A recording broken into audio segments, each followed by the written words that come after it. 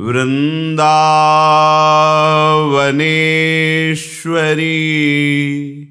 तवैव पदारविन्दम् प्रेमामृतैकमकरन्द रसौघपूर्णम् हृद्यर्पितं मधुपते स्मरतापमुग्रं निर्वापयत् परम शीतलमाश्रयामि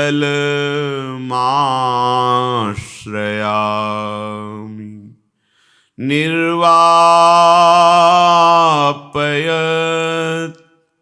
परम शीतलमाश्रयामि।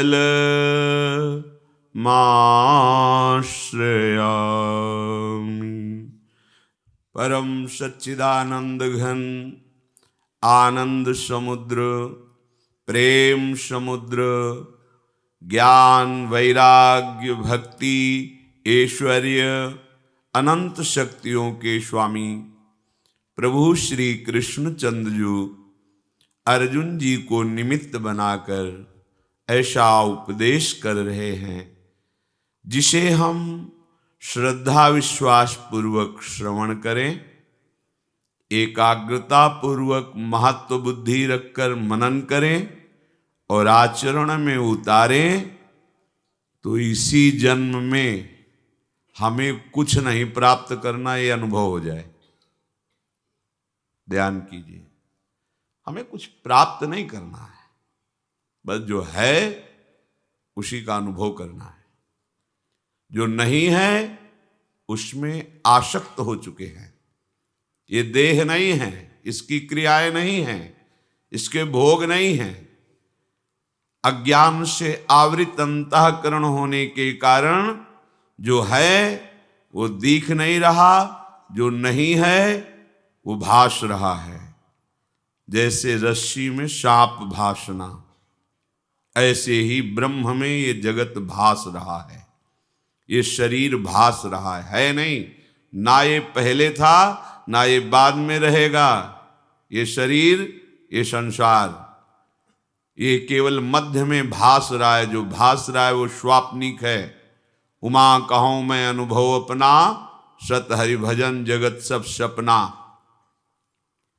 जब तक हमारी चित्त वृत्ति है में नहीं लगेगी तब तक हमें सुख शांति परमानंद जो हमारा स्वरूप है वो अनुभव में नहीं आएगा। चाहे जिस मार्ग का उपासक हो, जब तक देह भाव गलित नहीं होता तब तक किसी भी अध्यात्म की भावात्मक ऊंचाई पर उसका प्रवेश नहीं होता। चाहे वृंदावन नवनिभृत निकुंज की उपासना हो या वेदांत निष्ठ आत्मस्वरूप बोधवान महापुरुषों की गति की उपासना हो, देह भाव सब में त्याज्य है। पांचों भूले देह शुद्धि। जब तक ये देह का भाव है और देह भाव से शुभ अशुभ क्रियाओं का करता है, तब तक कहीं न कहीं हमारी इच्छा वृत्तियां, द्वेष वृत्तियां ये पोषित होती रहती हैं, जो हमें आगे के जन्म में विवश होकर के फेंक देती हैं। अर्थात हमारा जन्म निश्चित हो जाता है। श्री भगवान कह रहे हैं, इच्छा द्वेष समुत्थेन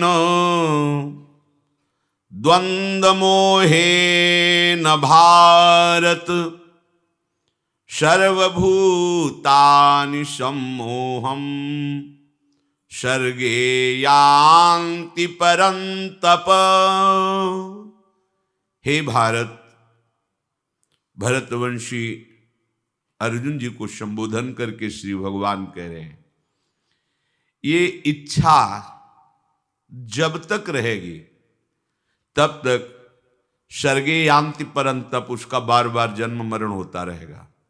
ये श्री भगवान की बात है, जो समस्त संविधानों को रचने वाले हैं, समस्त सिद्धांत, वेद ऋचाएं, पुराण की सिद्धांत वृत्तियां, ब्रह्म ऋषियों के अनुभूत वचन, ये सब इन्हीं से प्रकट हुए हैं। ये स्वयं कह रहे हैं जब तक इच्छा रहेगी तब तक सर्गे यान्ति परंतप, उसे बार बार जन्म मरण भोगना पड़ेगा। ये इच्छा ही राग है, द्वेष की कोई सत्ता नहीं है। इसी राग से ही द्वेष होता है। जहां राग होता है वहीं से द्वेष होता है। अगर राग ना हो तो द्वेष ना हो, काम ना हो तो क्रोध हो ही नहीं सकता। कामः संजायते क्रोधा, कामना ना हो तो लोभ बढ़ेगा ही नहीं, लोभ नष्ट हो जाएगा। मूल शब्द का ये इच्छा है, कामना है, ये राग है, केवल पर्यायवाची शब्द है, बात एक ही है। श्री भगवान कह रहे हैं ये इच्छा अर्थात राग और द्वेष से ये सारे द्वंद्व उसके अंतःकरण में स्फुरित होते रहते हैं। हर्ष, शोक, अनुकूलता, प्रतिकूलता, लाभ, हानि, दुख, सुख, जन्म, मरण, सम्मोहम, इसी से संपूर्ण प्राणी मोहित है। एक दो नहीं, सर्वभूतानि सम्मोहम, समस्त प्राणियों को ये अविद्या, ये अज्ञान, ये माया आकर्षित किए हुए, सम्मोहित किए हुए है। किसमें? इच्छा और द्वेष में। इसी से सारे द्वंद्वों का प्रादुर्भाव होता है। मूल है इच्छा। अनादिकाल से इसी मूढ़ता को प्राप्त होकर के बार बार जन्म, बार बार मरण होता है। इसकी पीछे व्याख्या हुई है। श्री भगवान अगर कहे कि इच्छा का तुम त्याग कर दो तो अगला जन्म तुम्हारा नहीं होगा।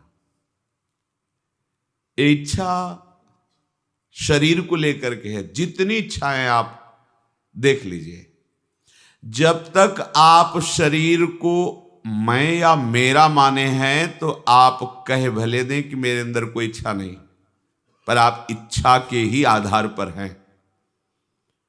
और जब आप स्वरूप स्थित होंगे तो भले आप मांग करें लेकिन वो आपकी इच्छा नहीं होगी। ये बड़ा सूक्ष्म विषय है। ब्रह्मबुद्ध संपन्न महापुरुषों को देखा गया। श्री परमहंस रामकृष्ण देव जी सत्संग के बीच में बोले, थोड़ा सा पकोड़ा लाओ फिर सत्संग करेंगे, हुक्का लाओ। विवेकानंद जी कभी कभी प्रार्थना करते, भगवान सत्संग के बीच में तुम क्या जानो। इच्छा रहित महापुरुषों की इच्छा सहित चेष्टा देखने पर भी वो इच्छा रहित है। देह भाव से युक्त इच्छा रहित कहने पर भी वो इच्छा सहित ही है। वो जानता नहीं है, उसकी अभी सूक्ष्म विवेक शक्ति जागृत नहीं हुई जिससे वो जान पाए। स्वरूप में कभी कोई इच्छा ना थी, ना है, न रहेगी। और देह भाव में कभी इच्छा रहित तो हुआ ही नहीं जा सकता, बनी ही रहेगी इच्छाएं। इच्छाओं का मोड़ कर दिया जाए, इच्छा की धारा को बदल दिया जाए। प्रभु की प्राप्ति की इच्छा, ये महापुण्य हो गया, ये बड़ी लाभ की बात हो गई। पर ये बिरले की ही हृदय में जागृत होती है। नहीं तो सर्वभूतानि सम्मोहम, ये सब मोहित केवल इच्छाओं से ही हो रहे हैं। ये मिल जाए, ये मिल जाए, ये कार्य बन जाए, ऐसा हो जाए, वैसा हो, पूरा जीवन। कोई बिरला जो सत्संगी है, महानुभाव का सेवन करता है। यो महानुभाव सेवते कस्तरति कस्तरति मायाम, कौन तरता है इस माया से, कौन तरता है? यो संगः त्यजति, जो विषयी पुरुषों का संग त्याग देता है। यो महानुभाव सेवते, जो महापुरुषों का संग स्वीकार करता है। महापुरुषों का संगी ही वो बिरला होता है जिसके हृदय में ये इच्छा जागृत हो जाती है। आशास्य दास्यम वृषभानुजायास तीरे समध्यास्च भानुजाया, कदानु वृंदावन कुंजवी थी स्वहम नु राधे हृतिर्भवेयम। हे लाडली, वृंदावन की गलियों में भिक्षा मांगते हुए मुझ भिक्षुक को कभी आप कृपा करके अपने श्री चरणों की दास्ता रूपी भिक्षा दे दो। यही आशा लगाए आपकी कृपा से हम वृंदावन की रज का सेवन कर रहे हैं। ये इच्छा, ऐसी इच्छा जिसमें सब इच्छाएं भस्म हो जाए, भगवत प्राप्ति की इच्छा। दर्श बिन दुख न लागे नैन, जब से तुम बिछुरे प्यारे कबहु न पायो चैन। दर्श बिन दुख न लागे नैन, हृदय में पीड़ा पैदा हो जाए, अन्य कोई विचार ही न रह जाए। ये मुमुक्षुता, ये भगवत प्राप्ति की इच्छा इतनी प्रबल हो जाए कि जीना भार लगने लगे। ऐसे ब्रह्मबोध नहीं होता, ऐसे भगवत प्रेम नहीं होता। बैलेंस बना के चलने से मन भी राजी रहे, इंद्रियां भी राजी रहे, भगवत प्राप्ति भी हो जाए। नहीं, इनकी भारी ताप को सहने की सामर्थ्य उपासक में होनी चाहिए। जब इनके आप प्रतिकूल चलेंगे और अध्यात्म के अनुकूल चलेंगे तो जलाना चाहेंगी ये इंद्रियां। इंद्रियों को भी भगवान ने प्रमथन स्वभाव वाली कहा है और मन को भी प्रमथन स्वभाव वाला कहा है। ये दोनों साधक को जलाते हैं, मथते हैं, विषय की तरफ आकर्षित करते हैं। उसी आकर्षण को सह जाता है, वही बिरला कहा जाता है। टूट गया सो विषयी, सह गया सो महात्मा। सहत सहत बाढ़े भगति। श्री भगवान कह रहे हैं, एषाम त्वंत गतम पापम जनानाम पुण्य कर्मणाम ते द्वंद्व मोह निर्मुक्ता भजन्ते माम दृढ़व्रता। जिन पुण्य कर्मा, कल चर्चा हुई थी कि जितने पुण्य हैं इस त्रिभुवन में वो सब आधे हैं। पूर्ण पुण्य यही माना जाता है कि मुझे इसी जन्म में प्रभु से मिलना है। ये बात हृदय में, वाणी में ही नहीं, केवल वाणी में कहने से नहीं बात बनेगी। ये हृदय की बात हो जाए कि अब तो प्रभु के बिना हमारा जीवन निस्सार है, अब कहीं कुछ अच्छा नहीं लगता। आपके हृदय में जब प्रभु के मिलन की बात आ जाएगी तो आपको विषय भोग बमन की तरह दिखने लगे, घृणा होगी बात सुनने पे। अलम विषय वार्तया नरक कोटि भी वत्सया। विषय क्रिया की तो बात जाने दो, विषय की बात सुनते ही आपके अंदर घृणास्पद भाव आ जाए। कैसी बात? अलम विषय बंद करो विषय वार्ता, जो करोड़ नरकों से भी घृणास्पद है। नहीं, विषय भोग, निद्रा, चैन से उसे नींद आती है? नहीं, नींद नहीं आती, क्योंकि नींद तमोगुण जनित विश्राम स्थिति होती है और उपासक तो त्रिगुणातीत लक्ष्य में स्थित हो चुका है, उसे नींद कैसे आएगी? रात का एकांत समय अपने आराध्य देव के लिए आंसू बहाता हुआ व्यतीत करता है उपासक। और वो बड़ा महामहिम भाव है। वहां तक पहुंचने के लिए हमें बहुत कुछ मिटाना होगा, बहुत कुछ हमें जलाना होगा। ये घर फूंक तमाशा देखना होता है, कुछ भी अपना ना रह जाए, कोई भी अपना बल ना रह जाए, न तपस्या का न भजन का। काहू के बल भजन को काहू के आचार। अपबल तपबल और बाहुबल चौथो बल है दाम। सूर किशोर कृपाते सब बल हारे को हरि नाम। ये अश्रु उसी के निकलते हैं जिसके हृदय में केवल बल महारानी जी का होता है। मेरे बल श्री वृंदावन रानी। एक एक वृत्ति से भजन होता है, एक एक वृत्ति से। भरोसा लाडली जू के गोरे चरणारविंद का, अब कोई और चिंतन नहीं रहा, तो जिसके चिंतन में जीवन समर्पित किया, अब उसके अनुभव के बिना साफ शून्य लगता। कैसे नींद आ जाएगी? हंसी, ये हंसी मजाक कैसे उसको अच्छी लगेगी? उसका हृदय तो अपने प्रीतम के मिलन के लिए व्याकुल हो गया। हंसी मजाक कुछ अच्छा नहीं लगता। ये तो भगवत प्रेम की बात है। पूज्यपाद शिवड़िया बाबा जी महाराज जब स्वरूप बोध के लिए व्याकुल हुए, मुमुक्षुता बढ़ी, लगने लगा जीवन निस्सार है, क्या करूं, कहां जाऊं, किससे पूछूं, कैसे मुझे शरीर रहित स्वरूप का अनुभव हो? अभी तो जब चिंतन होता है तो यही पंचभूतों से रचित शरीर मैं हूं, मेरा है, ऐसा ही भान होता है। स्वरूप का तो अनुभव ही नहीं हो रहा। इतनी व्याकुलता बढ़ी, प्राण त्यागने की स्थिति आ गई। विचार किया, शरीर को रख के क्या करेंगे जब बोध नहीं हो रहा? गंगा जी में इस शरीर का विसर्जन कर देते हैं। तैयार हो गए, लौकी का कमंडल था उसे भी फेंक दिया, अचला भी फेंक दिया, कगार से कूदने को उद्यत हुए। उसी समय फिर विवेक ने रोका, क्या इससे आत्मबोध हो जाएगा? फिर निराश हो गए। ऐसे ही मृत्यु दशा आती है प्रेमी उपासक में। जो सात्विक भाव प्रेम विकार है उनमें आखिरी मृत्यु, मरता नहीं है पर व्याकुलता उसकी मृत्यु जैसी होती है। तब भगवत साक्षात्कार होता है, जब जिया ना जाए।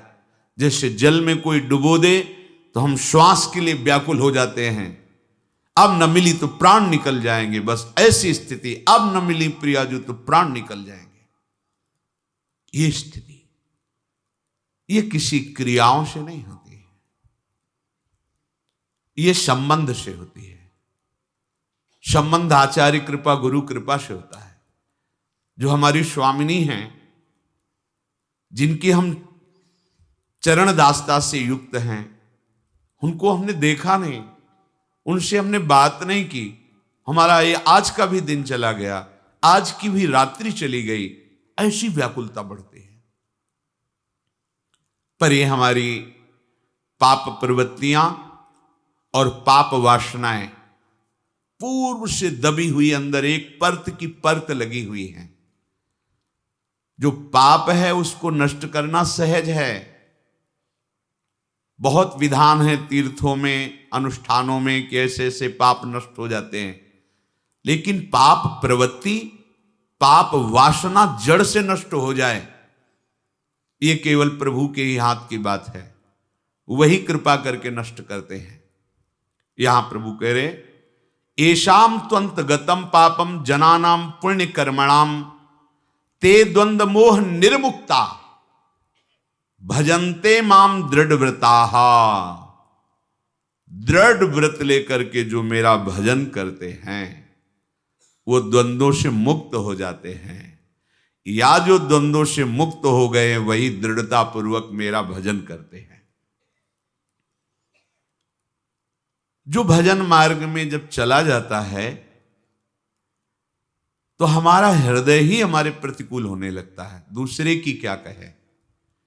क्योंकि बहुत जन्मों से संसार में राजी रहा है, चार मित्र हों, हंसी मजाक की बातें हों, इंद्रियों के अनुकूल भोग मिलता रहे, शरीर स्वस्थ रहता, जो हम इच्छा करें वो हमें प्राप्त होता, बस यही जीवन का परम लाभ मिलता। यदि ऐसा हो जाता, सबकी इच्छा यही रहती है, हर शरीरधारी की यही इच्छाएं रहती है।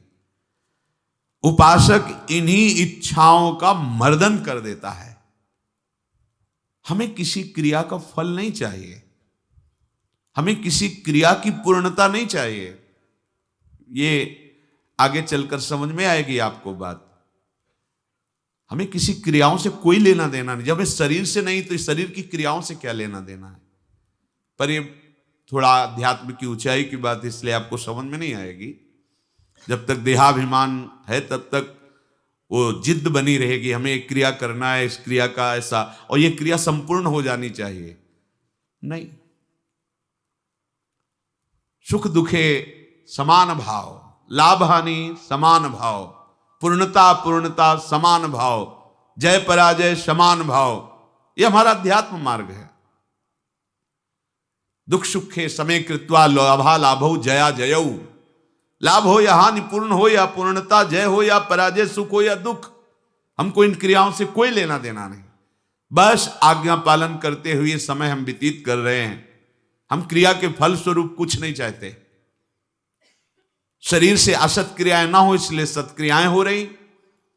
हम प्रभु के संबंधी हैं, बस उस संबंध का जागरण हो जाए, स्वीकृति हो जाए और संबंधी मिल जाए, यही जीवन का परम लाभ है। हमारे संबंधी हैं प्रिया प्रीतम श्यामा श्याम, हमारा सिद्ध संबंध है, किसी के करने कराने से नहीं है। हमारा सिद्ध संबंध प्रियालाल से है, बस उसी की स्वीकृति का सारा खेल है।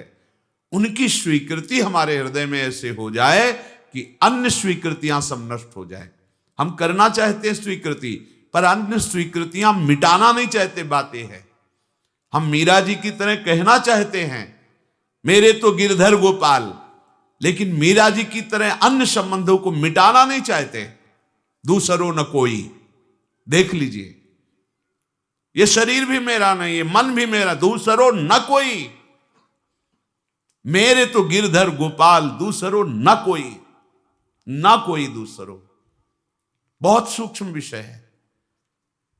स्थूल दृष्टि से देखो तो दूसरों न कोई, सूक्ष्म दृष्टि से देखो तो दूसरों न कोई, मेरे तो गिरधर गोपाल। ये जब तक पाप वासना, पाप प्रवृत्ति, तब तक ये बात नहीं आती, वाणी से भले बोलते रहे। ये जो द्वंद्व हैं, लाभ हानि, सुख दुख, पूर्णता अपूर्णता, जय पराजय, इन्हीं पर हमारी दृष्टि रहती है। द्वंद्व मोह निर्मुक्ता तब भजनते माम दृढ़व्रता, तब दृढ़ व्रत होता, स्वयं भजन चलता है। जैसे धड़कन चल रही है ऐसे भजन चलता है, फिर भजन करना नहीं पड़ता। ये क्रियापूर्ण, ये क्रियापूर्ण, ये क्रियापूर्ण, हमारी बहिर्मुख वृत्ति रहती। देखो अंदर, ये उपासना की चढ़ाई की बात है। प्रारंभिक में तो गोली डंडा भी बनाता है विद्यार्थी तो शाबाशी दी जाती है, लेकिन पूर्णता की तरफ जब गति, तो फिर उसी को डांटा जाता है। कब तक बनाता रहेगा गोली डंडा, कब तक इतना ही चलता रहेगा? आगे बढ़, आगे बढ़ना, बहिर्मुखता का त्याग करके अंतर्मुख होना। सर्वात्मना न विसृजेत बहिरिंद्रियाणि, एकश्चरण राश्चित्त मनन्ते से युंजीत तद वृत्तिषु साधुश्चेत प्रसंगः।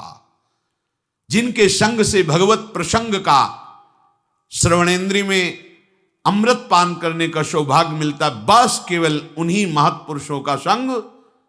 नहीं तो एकश्चरण, अंदर अकेला विचरे, अंदर अकेला अर्थात केवल प्रभु को लेकर चिंतन चलता रहे। हम अकेला विचरने का मतलब शरीर को लेकर समझते हैं। शरीर को ले लिया तो अकेला कहां हुआ, पूरा प्रपंच हो गया, सारा संसार यही है। प्रायः अध्यात्म की सूक्ष्मता को न जानने के कारण साधक शरीर को लेकर ही विचरता रहता है। ध्यान दीजिएगा, 24 घंटे में 1 मिनट भी शरीर का विस्मरण नहीं करते आप। वो नींद में, सुषुप्ति में हो जाए, गाढ़ अवस्था में तो बात अलग है, नहीं हर समय बहिर्मुख वृत्ति से इसी शरीर की क्रिया, शरीर का चिंतन। आराध्य देव की ऐसी स्मृति जिसमें अंतर्मुखता की गाढ़ स्थिति, शरीर का विस्मरण, अब आई है अध्यात्म की रंग वृत्ति। क्योंकि द्वंद्व से मुक्त हुआ, मोह से मुक्त हुआ उपासक निरंतर भगवदाकार वृत्ति रहती है। सभा में बैठा हो या शरीर किसी एकांत गुफा में बैठा हो, कार्यरत हो या क्रिया रहित हो, उससे कोई फर्क नहीं पड़ता। कर्माणि श्रुति बोधितानि नितराम कुर्वन्तु कुर्वन्तु मा गूढ़ाश्चर्य रसास्त्रगादि विषयान गृह्णन्तु मुञ्चन्तु वा। निर्विषय होकर बैठा हो या विषय सेवन कर रहा हो, शास्त्र सम्मत कार्यों में रत हो या क्रिया रही, तो कोई फर्क नहीं पड़ता।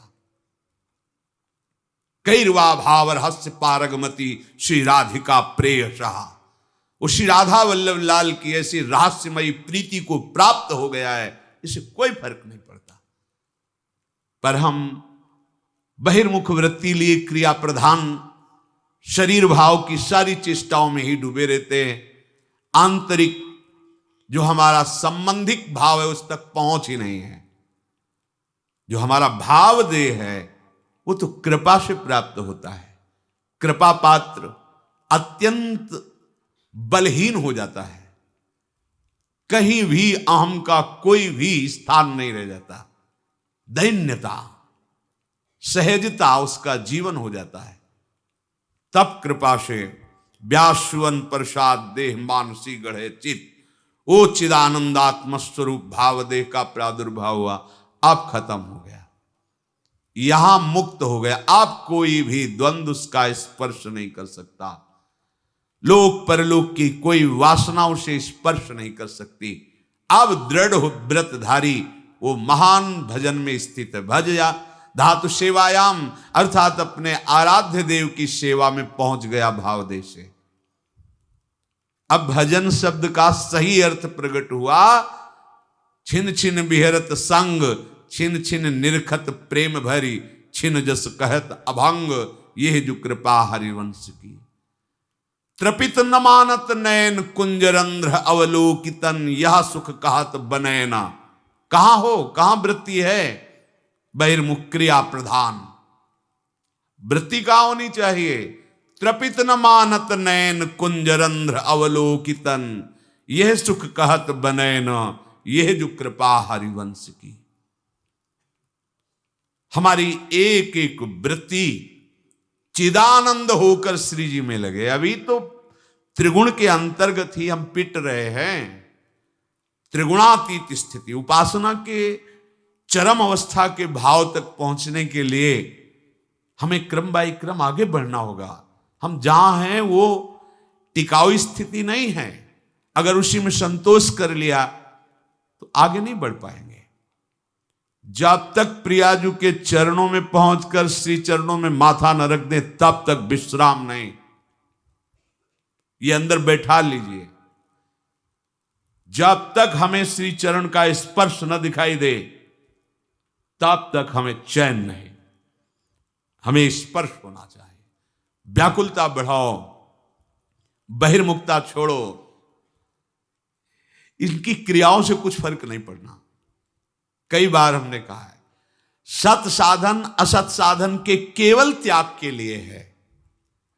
सत साधन का फल निर्मल जल, जिससे आप तह को देख सकते हैं, उसमें आप देहाभिमान हो जाएंगे, क्योंकि क्रियाएं आपसे हो ही नहीं रही थी, ना हो रही हैं, ना होगी। ये गुणानुगुण वर्तनते, गुणों से क्रियाएं हो रही हैं। जहां ऐसा अनुभव हुआ आप निष्क्रिय अवस्था को प्राप्त हो गए, अर्थात स्वरूप, उसी स्वरूप से स्वरूप की अनुभूति होती है। जो भाव देह है वो स्थूल सूक्ष्म कारण नहीं है। देव देह से तो मानव देह श्रेष्ठ है। यातना देह नरक भोगने के लिए, देव देह पुण्य भोगने के लिए, मनुष्य देह भाव देह तक की प्राप्ति के लिए है, भगवत प्राप्ति के लिए है।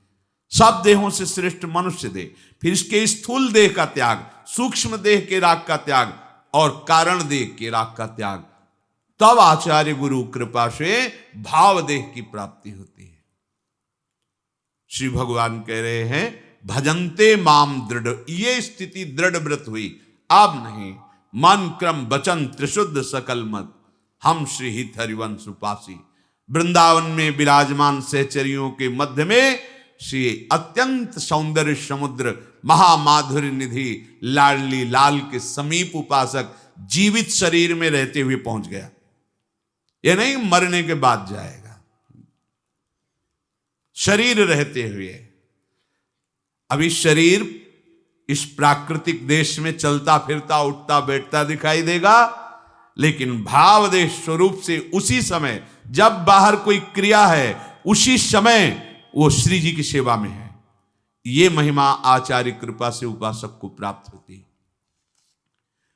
प्रभु कह रहे हैं जरा मरण मोक्षाय मामाश्रित्य तंतिये,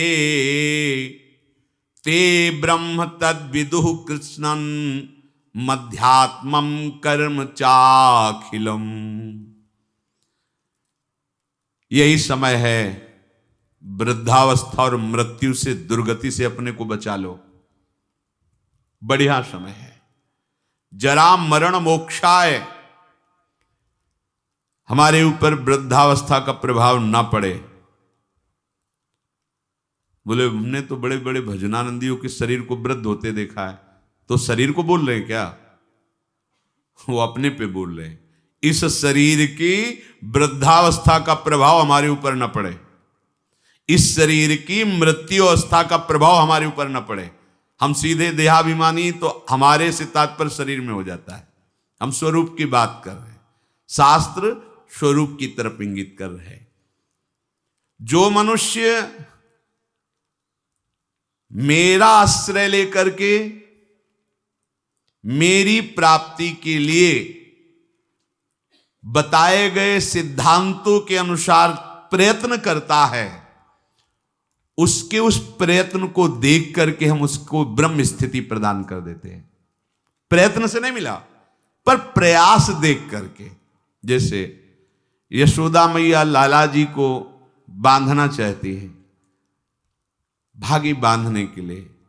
अब लाला दौड़ रहे हैं, मैया पकड़ने की चेष्टा करती, प्रभु पीछे मुड़ मुड़ के देख रहे हैं, मैया के माथे पे पसीना आ गया, श्रमित हो रही, पर वो प्रयत्न नहीं छोड़ रही। तो प्रभु स्वयं अपने को बंधा दिया। बस ऐसा ही करते हैं। जब उपासक हार नहीं मानता, हर कष्ट सहता है, किसी प्रलोभन में रुकता भी नहीं है, प्रयत्नशील रहता है भगवत प्राप्ति के लिए, तो प्रभु उसके प्रयत्न को देखकर द्रवित हो जाते हैं और अपने आप को प्रकाशित कर देते हैं। अगर हम प्रमाद स्थिति में रहेंगे तो असाधन होता रहेगा, तो असाधन अर्थात पाप, पाप होता रहेगा तो भजन में प्रवृत्ति ही नहीं होगी। पाप रहित जीवन ही दृढ़ भजन के योग्य होता है। बहुत सावधान रहना चाहिए, कोई भी असत क्रिया नहीं हो। बहुत बड़ा इनका दंड मिलता है, ये जीव जानते नहीं, अज्ञान की धरा में मनमानी आचरण करते रहते हैं। भयंकर गतियां, इन सबसे हमें मुक्त होने का अवसर मिला है। जो मेरा आश्रय लेकर के मेरे द्वारा बताए हुए सिद्धांतों का, प्रभु ही संत रूप में, गुरुदेव के रूप में, शास्त्र के रूप में, ब्रह्म ऋषियों के रूप में हमें मार्ग बताते हैं, हम प्रयास करें, पूर्णता उनकी तरफ से हो। हम शरणागति का प्रयास कर रहे हैं, पूर्णता उनके हाथ में है। हम उनकी प्राप्ति का प्रयास कर रहे हैं, ये उनके हाथ की बात है। कब कैसे हमें मिलेंगे, कौन सी स्थिति देंगे, ये उनके ऊपर की बात। हमें उसका चिंतन नहीं करना, हमें ये चिंतन करना है कि आराध्य देव के सिवा और कुछ चिंतन ना होने पावे। उस ब्रह्म को, संपूर्ण अध्यात्म को और संपूर्ण कर्म को वो जान जाते हैं। जरा मरण मोक्षाय मामाश्रित यतन्तिते, ये वृद्धावस्था और ये मरण अवस्था, जीते जी मुक्ति प्राप्त करने के लिए मानव देह मिला है। अगर आप प्रयासरत रहे, जीवन में अनुभव आपको नहीं हुआ और कभी भगवद आश्रय छोड़कर आप इधर उधर भटके नहीं, तो आपका शरीर पूरा होते होते भगवान अनुभव करा देंगे। पीछे ऐसा वर्णन किया है स्वयं प्रभु ने कि उस समय मैं स्वयं आकर स्मृति रूप से उसके हृदय में जागृत हो जाता हूं, क्योंकि जीवन भर लड़खड़ाते हुए ही सही पर हमारी तरफ चलने का इसने प्रयास किया है। पर हमने महापुरुषों के मुख से सुना है कि जो उपासक बाल्यावस्था से ही भगवान के मार्ग में लगे हैं, उनको इस बात पर नहीं संतोष कर लेना चाहिए कि मरने के बाद भगवान मिलेंगे। नहीं, जीते जी अनुभव करना है। शरीर छूटने के पहले ही हमें शरीर छोड़कर वो स्थिति प्राप्त करनी है जो भागवतिक स्थिति है, बिल्कुल सच्ची। ये शरीर ऐसे ही अनुभव होने लगता है जैसे कोट, शर्ट, बनियान। स्थूल शरीर कोट, सूक्ष्म शरीर शर्ट, कारण शरीर बनियान, लेकिन पहनने वाला अलग है। पहनने वाला न कोट है, न शर्ट है, न बनियान है, बिल्कुल अलग प्रतीत होने लगता है। अपना स्वरूप अपने आप से अनुभव में आता है, किसी इंद्रियों के द्वारा नहीं, किसी करण के द्वारा नहीं। अपने स्वरूप का अनुभव अपने स्वरूप से ही होता है, अपने से ही अपने का अनुभव होता है, इसमें किसी अन्य का सहयोग नहीं है। फिर ये साधना क्यों है? क्योंकि ये पवित्र हो जाएं। ये पवित्र हो जाएंगे तो अपने स्वरूप में लय हो जाएंगे, शांत हो जाएंगे। जैसे शांत जल में ही हम देख सकते हैं, ऐसे शांत अंतःकरण में ही सारे भावों का प्रादुर्भाव होता है। इसीलिए भक्ति में भावों में सबसे पहले रखा गया शांत भाव, फिर दास सख्य वात्सल्य कांता सहचरी आदि। शरीर की मृत्यु के पहले ही शरीर का राग नष्ट हो जाए, ये साधना की फलवृत्ति है। जो जीवन में साधना की है, अब शरीर से ऐसा नहीं कि जिसका शरीर राग खत्म हो जाता है उसे पीड़ा ही नहीं होती, ऐसा नहीं है। पीड़ा होती है पर परेशानी नहीं होती, दर्द है पर दुख नहीं है, व्याकुलता नहीं। क्यों हुआ ऐसा कष्ट, क्यों हे भगवान ये कष्ट, ऐसा कुछ नहीं होता। सहज में एक वृत्ति रहती भगवदाकार। अब यहां किसी ने पीटा तो दर्द होगा, क्यों पीटा, ये ठीक हो जाए, कोई वृत्ति ऐसी नहीं आएगी। जो शरीर में हो रहा है, सर्दी लग रही तो अगेंद्री में महसूस है कि हाँ सर्दी है, प्रारब्धवशात तो वस्त्र मिल गया ओढ़ लिया, नहीं मिला कोई आकांक्षा नहीं। ये स्थिति है, केवल बुद्धि से तर्कना से नहीं इसे समझा जा सकता, वो स्थिति है।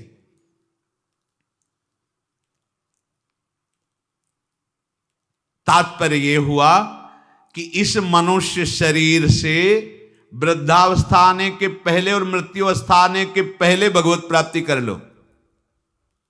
बात समझो, ये जो लोग भूले हुए हैं ना कि ये यौवन अवस्था भोगों के लिए है, बड़े बूढ़े शिक्षा देते हैं, अरे तुम तो अभी तुम्हारी तो खेलने खाने की उम्र, भजन की उम्र है तुम्हारी, तो उनसे पूछो जो उपदेश दे रहे खेल, तुम्हारी उम्र कौन सी है? तुम करते हो भजन, तुम भगवत चिंतन में रखते हो, पर वो वहां उत्तर देने की सामर्थ्य नहीं, इसलिए वो बोल नहीं पाते। नहीं, बड़े बुजुर्ग जो समझाते हैं तुम्हारी भजन करने की उम्र थोड़ी है, तो हे पूज्यवर आपकी उम्र कौन सी है और अब आप क्या कर रहे हैं? भजन कोई खेल खिलौना नहीं है। जब तक आपने पूर्वाभ्यास नहीं किया तो आपका भजन जीवन में आगे नहीं होने वाला। ये भूल जाओ कि लड़का बच्चा परिवार और इनके सब ब्याह बर और सब होने के बाद बुढ़ापे में आराम से जाकर वृंदावन में फ्लैट लेंगे और खूब भजन करेंगे। भूल जाओ, फ्लैट ले सकते हो, आओगे लेकिन यहां प्रपंच ही करोगे, भजन नहीं कर पाओगे। सत्संग में बैठोगे सो जाओगे, शब्द समझ में नहीं आएगा क्योंकि अभ्यास ही नहीं किया है।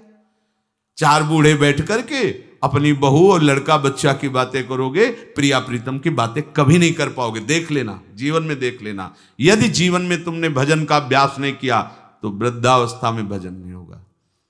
वृद्धावस्था आने के पहले, मृत्यु अवस्था आने के पहले, चलो वृद्धावस्था का तो समय हमें पता है कि शरीर की वृद्धावस्था लगभग इतने वर्ष बाद आ जाएगी, लेकिन मृत्यु अवस्था तो एक सेकंड के बाद भी आ सकती है। इसलिए हमारा ये जो वर्तमान समय चल रहा है ये भगवदाकार वृत्ति से युक्त होना चाहिए। वृद्धावस्था के आने के पहले भगवत प्राप्ति कर ले, ये बात तो समझ में आ जाती है कि 60, 70, 75, 80 इसी को वृद्धावस्था कहते हैं। आजकल तो 60, 70 में राधेश्याम हो जाता है। अब तो जवाने नहीं समझ में आते कि जवान कौन है भाई, कैसे समझ में आएंगे जवान? 15-16 की अवस्था आप अभी सुने थे प्रश्न उत्तर में, एक ने कहा हमें बहुत निगेटिव विचार आते हैं। तो भैया ये तो पाप का लक्षण है। आप पाप कर्मों से अपनी वृत्ति को हटाइए, नहीं तो नकारात्मक सोच आपको नष्ट कर देगी। क्या करते हो तुम? उनका 5 बार हस्तमैथुन नियम से रोज करता हूं। अब आप विचार करो, इस विषय पर ना तो कहीं चर्चा होती है और ना कहीं कहा जाता है। छोटे छोटे बच्चे ऐसी निकृष्ट आदत को प्राप्त हो गए, अब ये जवान होंगे, अब इनमें भगवदानंद की आकांक्षा जागृत होगी, ये कहीं सतमार्ग जान पाएंगे? कदापि नहीं, जीवन ही नष्ट कर दिया। शास्त्रीय सिद्धांत है, गुरुकुलों में इसीलिए बच्चों को रखा जाता था, चाहे राजा के हो चाहे प्रजा के हो। ब्रह्म ऋषियों के शासन में 20-25 वर्ष तक ब्रह्मचारी रहे, वृत्ति निवृत्ति मार्ग पर तो वैरागी बन गए, प्रवृत्ति मार्ग पर तो गृहस्थ में गए। कुछ समय तक गृहस्थ में रहने के बाद स्वतः पूर्वाभ्यास ब्रह्मचर्य का उनका जागृत हो जाता और वो चौथी अवस्था तक भगवत साक्षात्कार कर ही लेते, क्योंकि नींव बड़ी मजबूत थी। अब छोटे छोटे बच्चे स्मार्ट मोबाइल, आचरण, गंदे दृश्य देख देख करके गंदे कर लेना, कैसे उनके अंदर ये बात आएगी कि वृद्धावस्था पहले भगवत प्राप्ति कर लें? जरूरत ही नहीं भगवत प्राप्ति की, उनको आकांक्षा ही नहीं, जानते ही नहीं भगवत प्राप्ति क्या है, क्यों करना चाहिए। वो बस वो चाहते हैं, जो दृश्य देखते हैं वही करना चाहते हैं, जो सुनते हैं, जो बोलते हैं वही चिंतन होता, जीवन एकदम नर्क बन जाता है।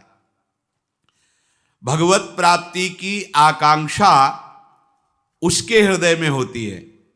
ध्यान से सुनना, पर नारी पर पुरुष त्याग कर, सेवन करो शुद्ध गृह धर्म, निज पर धर्म नाश के साधन, करो कभी भी नहीं कुकर्म।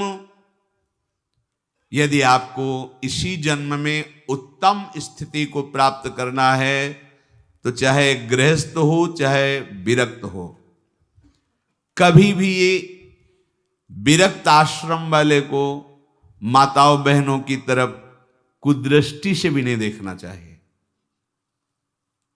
कुदृष्टि भोग भावना। जननी सम जानहि पर नारी, धन पराय विषते विष भारी, जिन्हि राम तुम प्राण प्यारे, तिनके मन शुभ सदन तुम्हारे। मातृवत पवित्र भाव।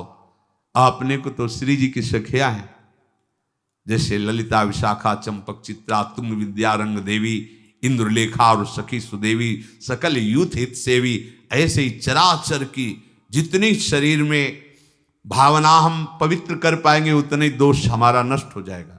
ये जितनी स्त्री शरीरधारी, ये सब मेरी प्यारी जी की लाडली सहचरिया है, इनके चरणों में प्रणाम। बस जो चाहे आपन कल्याणा, सुजस सुमत शुभ गति शुभ नाना, सो परनार लीलार गोसाई, तजौ चौथ के चंद की नाई। विरक्त उपासक को माताओं बहनों से आंख मिलाकर कभी बात नहीं करनी चाहिए। उनके मुख की तरफ, उनके चरणों की तरफ देखो, चाहे बच्ची हो, चाहे यौवन अवस्था, चाहे वृद्धावस्था की हो। विरक्त साधक को कभी एकांत में माताओं बहनों से संभाषण नहीं करना चाहिए, बीच में किसी को डाल और दूसरा साधक हो खड़ा हो जाए। नहीं, बाहर निकलो, बाहर अगर बात ही करनी तो मैदान में करो खड़े होकर के। और क्या बात करनी है? हम भगवत प्राप्ति के मार्ग में चले, हमें क्या बात करनी है? बहुत सावधान रहना चाहिए। गृहस्थ धर्म के उपासक को यदि ब्याह हो गया है तो अपनी पत्नी से वो भी धर्मानुकूल, पशुवत व्यवहार नहीं। और पर स्त्री की तरफ तो दृष्टि ही ना करे भोग वृत्ति की, अगर की तो सारे सुकृत नष्ट हो जाएंगे, चाहे वो स्त्री शरीर चाहे वो पुरुष शरीर हो। इसलिए पर नारी पर पुरुष त्याग कर। पर ये सत्संग जिनके कानों में नहीं पहुंचता है, शास्त्र स्वाध्याय नहीं करते हैं, वो इसे मनोरंजन समझने लगे, इसे धर्म नहीं समझते, वो इसे मनोरंजन समझ। क्या इसमें बिगड़ जाता है? जो शास्त्र हैं उनका स्वाध्याय कभी करते नहीं। अब उनको जो समय मिलता है तो नौटंकी, नाटक, सिनेमा देखते हैं जिनमें यही सब की पुष्टता होती है, इसी की बाहुल्यता होती है, वही दृश्य देखते हैं। ना तो कभी भगवत प्रेमी महात्माओं की चरण रज में बैठ करके सत्संग सुना, ना शास्त्र स्वाध्याय किया, तो मनमानी आचरण बढ़ते रहते। कैसे भगवत प्राप्ति की बात आएगी कि जरा मरण मोक्षाय। अगर गृहस्थ धर्म में है तो शुद्ध कर्म करे, जो उसके शास्त्र अनुकूल वर्णन किए गए, वो भी सत्संग से ही पता चलेगा शुद्ध कर्म क्या है, अशुद्ध कर्म क्या है।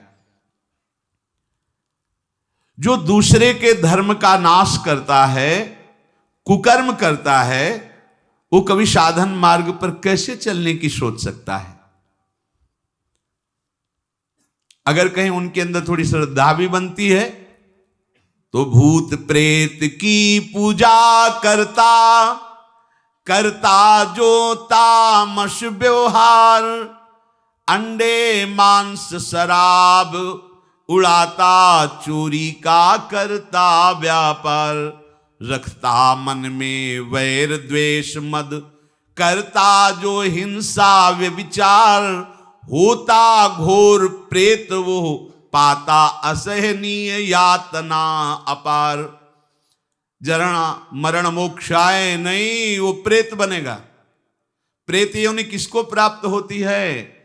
तो बोले जो भूत प्रेतों की पूजा करते हैं, जो अंडा मांस शराब ये सब खाते पीते हैं, दूसरे के धन को जो चोरी करते हैं, मन में वैर द्वेष अहंकार रख करके जो हिंसा करते हैं और पर स्त्री से जो व्यभिचार करते हैं, वो घोर प्रेत योनि को प्राप्त होता है। इसका प्रमाण धुंधकारी है, पढ़ के भागवत में देख लेना, प्रेत योनि को प्राप्त होता है। ऐसे प्रेत स्वभाव वाले कैसे जरा मरण मोक्षाय के मार्ग का अवलंबन लेंगे? इसलिए तामस वस्तु नशीली, जूठन से रखो परहेज विराग, माता पिता देवता गुरु का, गुरुजन का न करो अपमान, सुख पहुंचाओ सबको संतत, मन में रख श्रद्धा सम्मान। कोई भी नशा भगवत प्राप्ति के मार्ग में चलने वाले उपासक को नहीं करना चाहिए। बैठा लो। आजकल ये भी बहुत सूक्ष्मता से साधन मार्ग वालों को गिराने के लिए प्रवेश कर गया है कि थोड़ी सी भांग खा लो, बस भगवदानंद में डूब जाओगे, या एक दो चिलम फूंक लो, या अमुक अमुक अमुक।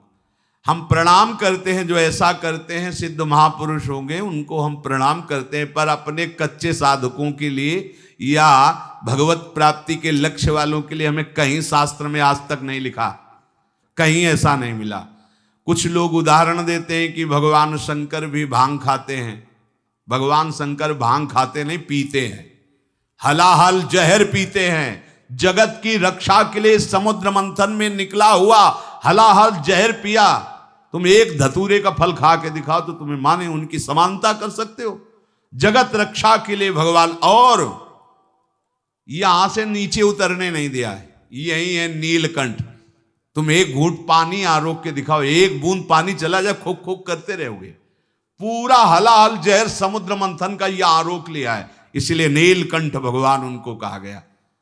कहते भगवान शंकर गांजा पीते, कभी देखा चिलम उड़ाते हुए भगवान शिव को? अरे भाई समझो, उस भगवान हैं, वो जगत मंगल के लिए सब किए हैं। वो कोई ऐसा नहीं कि थोड़ा भांग खा के कैलाश। भांग का नशा कितनी मिनट रहता है? बहुत 24 घंटे, 12 घंटे 24 घंटे। शंकर सहज स्वरूप समारा, लाग समाधि अखंड अपारा।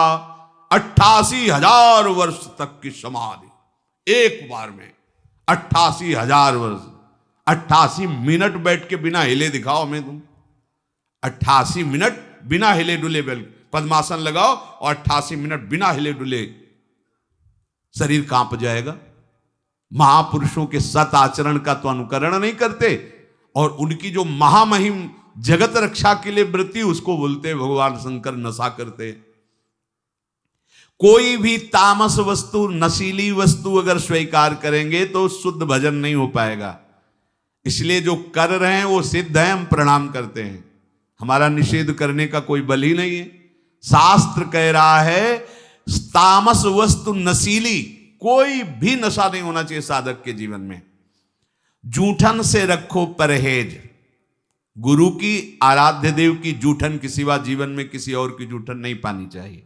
सब सवै संत गुरुदेव हैं, व्यास या प्रतीत। भगवत प्रेमी महात्माओं की जूठन के लिए तो आदेश दिया है, जूठन ले पावे सदा। जो गृहस्थ में हैं, माता पिता वयोवृद्धों को भगवान का स्वरूप मानकर उनका आदर करे। बड़ा क्रूर स्वभाव होता जा रहा है। नवयुवक जन है अपने वृद्ध माता पिता को कटु वचन बोलते हैं, यहां तक कि उनके ऊपर हाथ भी छोड़ देते हैं, मारने पीटने तक पर। सोचो तुम्हारी गति क्या होगी। जो भगवत स्वरूप माता पिता जिनकी चरण आराधना करने पर भगवान की प्राप्ति हो जाती। पुंडरीक जी ने अपने माता पिता की आराधना की तो भगवान विट्ठल उनको दर्शन देने बिना चाहे आ गए।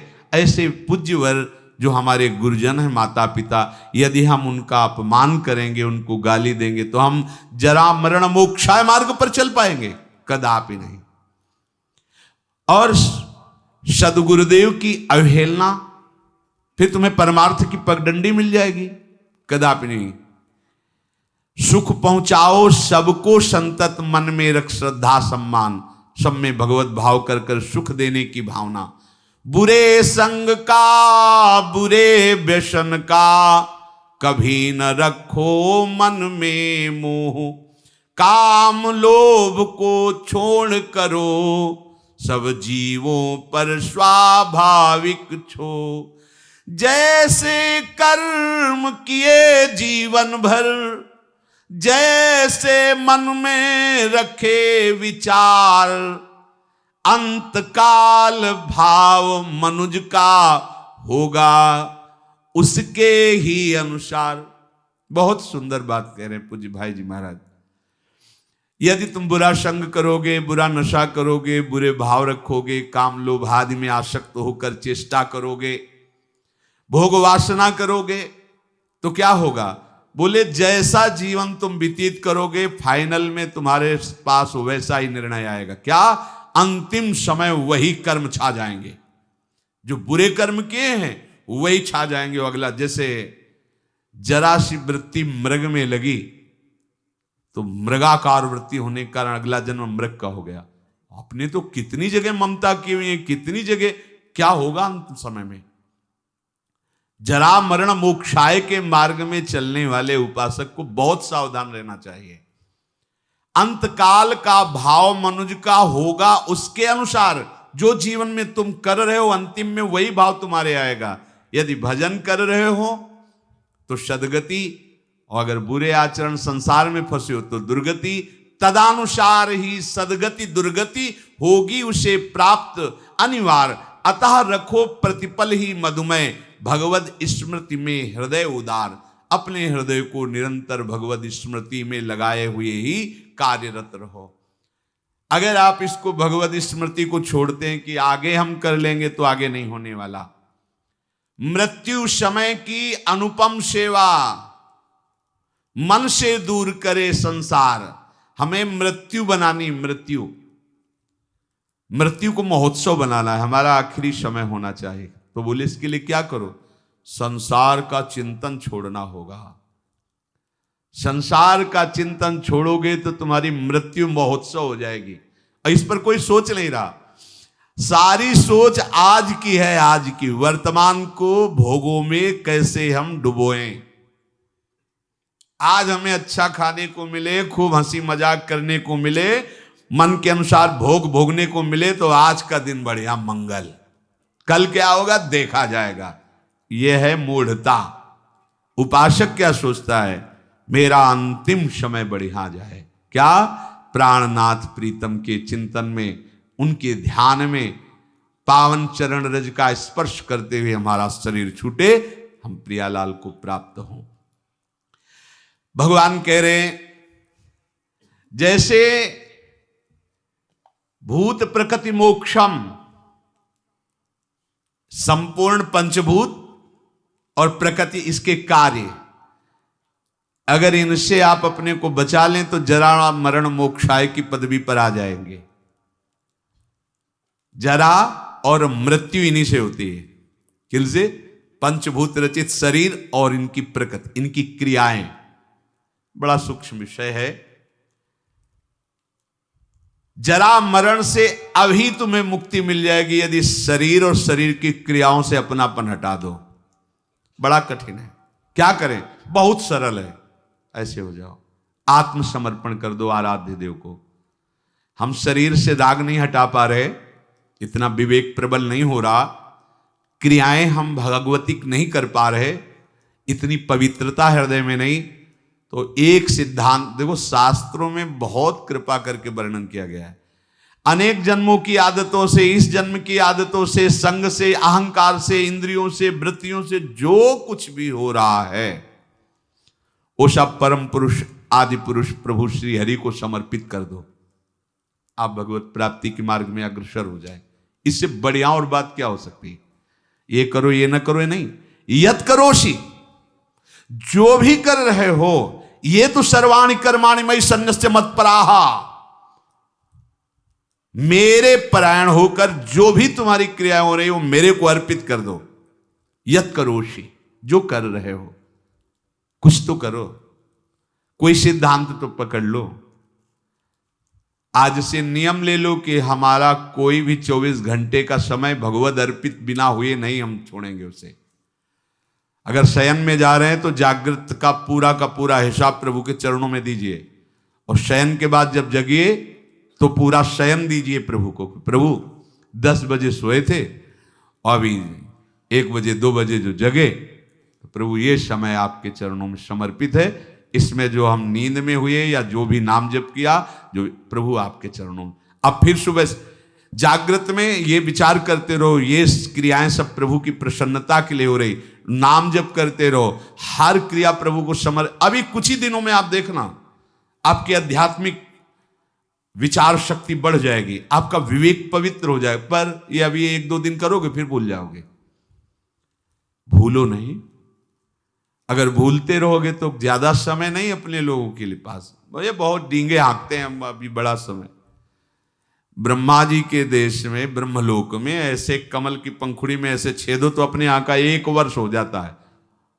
अगर वो 80 बार ऐसे कर दिए तो हम गए, 80 साल ही होगी वो तो उम्र, 60, 70, 80, 85, कितनी उम्र है। बहुत जल्दी तत्पर हो जाओ। पर सब कोई तत्पर नहीं होगा, सब तत्पर हैं यहाँ जगत सजाने में। अरे हम जगत सजाने के लिए नहीं आए, हम जगदीश को पाने के लिए आए। ये हृदय का चिंतन बदलो, क्योंकि ये जरा मरण स्वरूप में नहीं होते, ये शरीर में होते हैं। अब स्वरूप का परिचय ही नहीं। लोग बहुत जानकार जैसे ज्यादा बातें बनाते तो कहते भैया 3.5 हाथ के शरीर में रहते हुए कई साल हो गए? बोले 40। तो जाना तुम कौन हो भाई? हो कि 100-200 हाथ का है तो खोजने में समय लगेगा। 3.5 हाथ के शरीर में आप हैं, आप अपने को नहीं जानकारी कर पाए तो आप कितने बड़े जानकार हैं? औरों की जानकारी क्या लोगे? आप अपनी जानकारी नहीं कर पाए, 3.5 हाथ के शरीर में हो, कैसे भूल भुलावे में हो? बोले हम तो रोज अपने को देखते, शीशा में देखते हैं, और यहाँ गोरे चिकले गाल और सब। ये तो प्रकृति की रचना का, पंचभूत का एक नमूना है। ये नमूना है, नमूना हमारा थोड़ी स्वरूप है। बस ये पहली सूरज गई तो जरा मरण मोक्षा है, क्योंकि जरावस्था इसी में होती है और मरण अवस्था भी इसी की होती है। प्रकृति के कार्य शरीर के साथ जब तक तदात्म रहेगा तब तक जरा मरण मोक्षाय नहीं हो पाएगा। संबंध विच्छेद करना ही है इस शरीर से। सारी चेष्टा इसी शरीर के सजाने की है और शरीर को मैं मानने की पुष्टता की है। और हम बनते हैं साधक, हम बनते हैं अध्यात्म मार्ग के पथिक। जब कोई उपासक शरीर के साथ तदात्म मैं आज तक नहीं भूल पाए, देखो ना, जब आप तिलक लगाते हैं शरीर के माथे पे लगाते हैं, अपने माथे पे लगाते हैं, उस समय आता है क्या? नहीं, एक एक बाल संभाल करके, क्योंकि मैं हूं, मैं, बस यही अंतराय है। अब ये गूढ़ बात कैसे समझ में आएगी? यहां तो बात समझने के लिए बस इतनी कि वो उपाय बताओ जिससे चेक पर चेक पास होती है, वो उपाय बताओ जिससे खूब भोग भोगने के लिए बल बढ़े और खूब भोग मिले, बस जीने की। जीते किसके लिए हो? इसका उत्तर नहीं, इसका उत्तर नहीं। किसके लिए जी रहे हैं? भोगों के लिए जी रहे हैं, भोग भोग रहे हैं, जीने के लिए, बस इतना ही क्रम है मूढ़ता का। शरीर के वृद्धावस्था होने पर जब शरीराभिमानी मैं मानता रहा है, अब वो अपने को मान लेता है कि मैं वृद्ध हो गया हूं, पर वासना बहुत प्रबल हो जाती वृद्धावस्था में।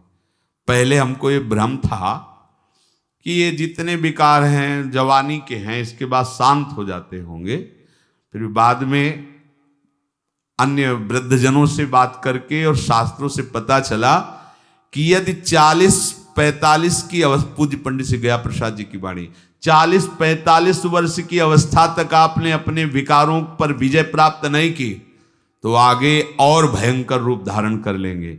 और वृद्धावस्था में तो ये ज्वलंत, लोग कहते जवानी में विकार ज्वलंत होते, नहीं नहीं, वृद्धावस्था में होते, क्योंकि अब उसकी दुर्गति करवानी है ना। अंदर विकार भरे होते हैं और शरीर भोग लायक नहीं होता, बस मिटिया मिट, वो मलिन विचार उसके आगे बढ़ने नहीं देते। ये देखो कैसे जरा मरण मोक्षाय हो पाओगे। अभी से सुधार करो, आज से सुधार करो। एक आए थे हितधाम में, वो आप लोग जानते हैं उनको, उन्होंने कहा कि हम विरक्त वेश लेना चाहते हैं। दोनों पति पत्नी सब कार्य निवृत्त हैं और हाँ ठीक है, अच्छा है, चौथापन है, विरक्त भाव होकर वृंदावन बात, वो फ्लैट भी खरीद लिया। हमका ठीक है, आप ऐसा कर सकते हैं, अच्छा है, जब जागे तभी मंगल, आप जो आयु बची वृंदावन वास करते हुए भजन करो। पर हमारे यहाँ पर सिद्धांत है कि रज के पात्र में पाया जाता है और कोशिश करे कि जमीन में ही आसन लगाकर शयन करे। बहुत संसार के तो सब भोग आप भोग ही लिए, और दोनों अलग अलग आसन पर लेटना। वो रुक गए, उनका अलग अलग आसनों पर। हम कहा हाँ, ये विरक्त होने पर तो फिर यही होगा ना, मतलब अलग अलग आसनों पर। तो उन्होंने स्पष्ट कहा कि इनको फिर नींद नहीं आएगी तो हम विरक्ति नहीं ले पाएंगे। और नहीं ली। और वो वृंदावन से, ये आप क्या समझते हो, बुढ़ापा में जीवन में भजन नहीं किया तो बुढ़ापा में आके तुम ऐसे, नहीं, बहुत विचित्र राग है, माया का ऐसा राग नहीं है। जो ये मैं मानता है कि शरीर मैं हूं, शरीर पे मेरापन टिका हुआ है, तो जन्म मृत्यु जरा व्याधि दुख दोषानुदर्शनम वो नहीं कर पाएगा। जन्म मृत्यु जरा व्याधि दुख दोष ये नहीं देख पाएगा वो शरीर के। जन्म मृत्यु जरा व्याधि दुख रूप दोषों को देखना विवेकवानों का कार्य है। इस शरीर में बिल्कुल ममता नहीं रह जाती जब आप भगवत प्राप्ति का लक्ष्य करोगे। भगवत प्राप्ति का क्या, हमें लगता है अगर विशेष कोई कामना अपना जोर दे दे तो शरीर का प्यार खत्म हो जाता है। कोई कामना विशेष जोर दे दे, अपने स्वरूप में आ जाए कामना, तो फिर उसे कुछ याद नहीं रहता, मरना मंजूर है, लेकिन वो अपने लक्ष्य पर आगे बढ़ जाएगा। फिर भगवत प्राप्ति की कामना और शरीर का राग बना रहे, कैसे हो सकता है? इसका मतलब है अभी भगवत प्राप्ति की जलन नहीं हुई हृदय में, भगवत प्राप्ति की लालसा नहीं हुई। ये मैं मेरापन से मुक्त हो गए तो जरा मरण से मुक्त हो गए, क्योंकि शरीर के साथ माना हुआ संबंध बड़ा कठिन है त्यागना। तो इसे क्या करें, कैसे संबंध का त्यागे? हम नया संबंध बनाओ। क्या नया संबंध? अभी तक जितने संबंध बनाए उन सब संबंधों ने तुम्हें बांधा है।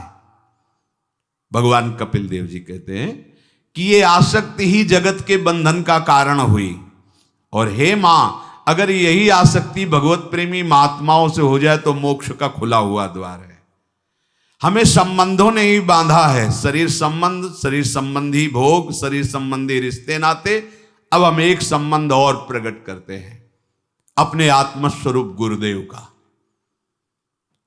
मन वचन कर्म से हम आचार्य और गुरुदेव की शरण में होते हैं। अब ये जीवन यंत्रवत वैसे ही चलेगा जैसा आदेश होगा, खत्म खेल। देह भाव कब नष्ट हो गया आपको पता नहीं चलेगा। जिन वैराग्य की सीढ़ियों को लांघना विवेक के द्वारा बहुत कठिन पड़ता, बड़ा लंबा समय जाता, छोटी छोटी अवस्था में कोई ज्ञान नहीं है, उन वैराग्य की सीढ़ियों को आगे लांघते हुए निकल गए गुरु कृपा पात्र जन। हम अगर ये संबंध मान ले, प्रथम से वह गुरु के चरण, जिन या धर्म कहो सब करन, नाम प्रताप बताइयो। आप इस चाल को समझना, ये मन बुद्धि इस बात को स्वीकार नहीं करते हैं। एक गुरु का संबंध केवल एक व्यवहार मात्र कर लेते हैं। गुरु मानने वाले लाखों हैं, लेकिन गुरु की मानने वाले अंगुलियों में गिने जा सकते हैं। अपने मन वचन कर्म से ठान लो कि अब मेरा जीवन बिक गया, कोई अस्तित्व नहीं। गुरु ने नाम देकर मंत्र देकर खरीद लिया है, अब वो जैसा चाहेंगे वैसा चलेगा। ये सब ठीक हो जाएगा, सब ठीक हो जाएगा। जितने भी महापुरुष हुए हैं सबने गुरु महिमा का गान किया है। बिना गुरु कृपा के इस मैं और मेरापन से हटना बड़ा कठिन होता है। घूम घूम करके छाया रहता है। देख लो, यहां बैठे हो इसलिए देख सकते हो, देख लो जब से चले हो तब से अब तक मैं और मेरे के ही घेरे को नहीं पार कर पाए हो, देख लो। और जो जितना समर्पित है मैं मेरा का घेरा, उतने उसका शिथिल होता चला जाता है। ये आत्मसमर्पण से सब ठीक हो जाएगा। हमारा प्रगट में शासन चाहिए, क्योंकि छवि तुम्हारे घर में विराजमान हो, कभी तुम्हें डांटी क्या? तुम्हारा जैसा मन आवे छवि के सामने करो, कर सकते हो। प्रगट में गुरु के सामने एक भी चेष्टा अगर प्रतिकूल की तो डांट पड़ जाएगी, सभा में तुम्हें गलती माननी पड़ेगी। लेकिन छवि के सामने, यद्यपि वो वहीं भी विराजमान है, पर आपकी वृत्ति सुधरने के लिए छवि से काम नहीं चलेगा। प्रगट में चाहिए जो हमें दुलार भी करे और हमें शासन भी करे, और हम यंत्रवत चले, बस भगवत प्राप्ति हो गई। ऐसा ना होता तो भगवान श्री कृष्णचंद्र जो नीचे बैठते हैं, संदीपनी जी ऊपर बैठते हैं। संदीपनी जी कौन है? बोले भगवान के गुरु हैं। क्या पढ़ा रहे हैं? बोले वेद पढ़ा रहे हैं। वेद कौन है? बोले भगवान के श्वासों से निकले हैं। जाकी श्वास वेद श्रुति चारी, सो हरि पढ़े ये अचरज भारी। संदीपनी जी के गुरुदेव भगवान कुछ समय के लिए विक्षिप्त का स्वांग किया, पागल जैसे। जितने शिष्य थे सब भाग खड़े हुए, लवशंका फेंक रहे हैं, थूक रहे हैं, मार रहे हैं, ऐसा मनो पागल हो गए। ऐसा काफी समय तक ये उन्माद स्थिति रही उनकी। एक दिन शांत भाव में हुए तो देखा संदीपनी जी ही केवल पास में, तो उनका बेटा और सब कहाँ गए? बोले गुरुजी वो तो अपने घर चले गए। क्यों? क्योंकि आपकी चेष्टा ऐसी प्रतिकूल होती थी, मारना, थूकना, पेशाब फेंक देना, ऐसा, तो लोग तो सब और तुम क्यों नहीं गए? बोले गुरुजी फिर आपको भोग कौन लगाता, आपका स्नान कौन कराता, बस। तो क्या हमारी प्रतिकूल चेष्टा तुम्हारे प्रति नहीं हुई? गुरुजी अब हमारा जीवन ही नहीं है, वो जीवन तो आपका जीवन है। अब जैसा आप हो, तो हमें कुछ इसलिए बुरा नहीं लगा कि ना मेरा तन है, ना मेरा मन है, ना मेरा प्राण है। हमने तो आपके चरणों में समर्पित कर दिया। अब आप चाहे मारो या दुलार करो, इससे मुझे कोई मतलब नहीं, क्योंकि ये जीवन आपका है। आंसू आ गए गुरुदेव के, हृदय से लगाए। और बेटा, जिस परब्रह्म की उपासना हमने की, उपासना के बल से जिसका साक्षात्कार किया, वही ब्रह्म तुम्हारा शिष्य बनेगा करके। वही संदीपनी जी ऊंचे आसन पर बैठे और जगत गुरु भगवान श्री कृष्ण हाथ जोड़े नीचे बैठे, उनकी आज्ञा का पालन कर रहे हैं। चाहे शिव विरंच सम होई, गुरु बिनु भवनिधि तरे न कोई। क्यों? क्योंकि ज्ञान हो सकता है तुम्हें, चतुराई आ सकती है तुम्हें, लेकिन अहम की वृत्ति का नाश समर्पण से ही होता है। वो जब समर्पित हो गए, अब जैसे कह रहे हो वैसे हम चल रहे हैं। हम तो कुछ कर नहीं रहे, जो करवा रहे हैं, जैसे चला रहे हैं। अहम खत्म, दैन्यता, तो मैं मेरापन गया। यही है बंधन का कारण, मैं और मेरा, अपना अस्तित्व, अपना अलग भाव। देह की सीमा में जब तक हम बंधे हैं तब तक महात्मा नहीं हो सकते। महात्मा का सर्वात्म भाव होता, सर्वात्म भाव। सब रूपों में मेरे आराध्य देव, या सब रूपों में मैं। ब्रह्मज्ञानी सब रूपों में मैं, भक्त सब रूपों में आराध्य देव। मामाश्रित यतन्तिते, जिसने मेरा आश्रय ले लिया, मेरे आश्रित होकर जब मैं साधन कराता हूं तो अभिमान नहीं होता। और जब उपासक स्वयं में कर्ता भाव लेकर यत्न करता है तो अभिमान छुपा पुष्ट होता रहता है। मैंने ऐसा कर लिया जिससे मुझे ऐसा अनुभव हुआ, और मैं ऐसा कर लूंगा जिससे मुझे ऐसा अनुभव होगा। ये सब अहम की धरा में होता है। और जब मेरा आश्रय ले लिया जाता है तो उसको ये अनुभव होता है कि प्रभु ने ऐसा कराया तो ये अनुभव हुआ, प्रभु ऐसा करा लेंगे तो वो भी अनुभव हो जाएगा। उसके जीवन में सावधानी ये रहे कि आलस्य और प्रमाद ना आने लगे कि भगवान की कृपा से सब हो जाएगा तो भजन करने की जरूरत क्या है, गुरु कृपा से सब हो जाएगा, अब भजन करने की जरूरत नहीं। अच्छा चलो ठीक, तो फिर प्रमाद करके अन्य जो असाधन है वो भी करने की तुम्हारी रुचि नहीं होनी चाहिए। पक्का समझो बस इसी से हो जाएगा। पर होता क्या है, हम ये तो कह देते हैं कि भगवत कृपा से सब हो जाएगा, ये छोड़ दिया यहां और करने लगते हैं असाधन, फिर भगवत कृपा कैसे आप पर जागृत होगी। सच्ची कह रहे हैं, ये स्थिति छोटी मोटी नहीं कि आज से हम कुछ नहीं करेंगे। झांक के देख लीजिए, ये बहुत बड़ी परमहंस स्थिति है। कुछ नहीं, न शुभ न अशुभ, न सत न असत, ये साधारण है। कह देते कि सब भगवान की कृपा से हो जाएगा। हाँ ठीक है, बहुत बड़ी बात है ये, पर आप अब अपने शरीर और मन को प्रकृति में लगाएं, भोगों में लगाएं, और फिर कृपा का आश्रय, गलत बात। इसीलिए कृपा पात्र वही है जो मन बुद्धि चित्त अहम पूरी चेष्टाएं जिनका आश्रय लिया उनमें लगा दिया जाए, उनके बल से ये लग जाएंगे। जो नित्य निरंतर प्रभु का चिंतन करता है, प्रभु का आश्रय लेकर के, तो उसका शरीराभिमान नष्ट हो जाता है, उसका कर्ता भाव नष्ट हो जाता है, स्थायी भाव उसके हृदय में आ जाता है भजन का। अभी अस्थाई है, थोड़ी देर भजन हुआ, थोड़ी देर विषय चिंतन हुआ, थोड़ी देर प्रभु अच्छे लगे, थोड़ी देर संसार अच्छा लगा।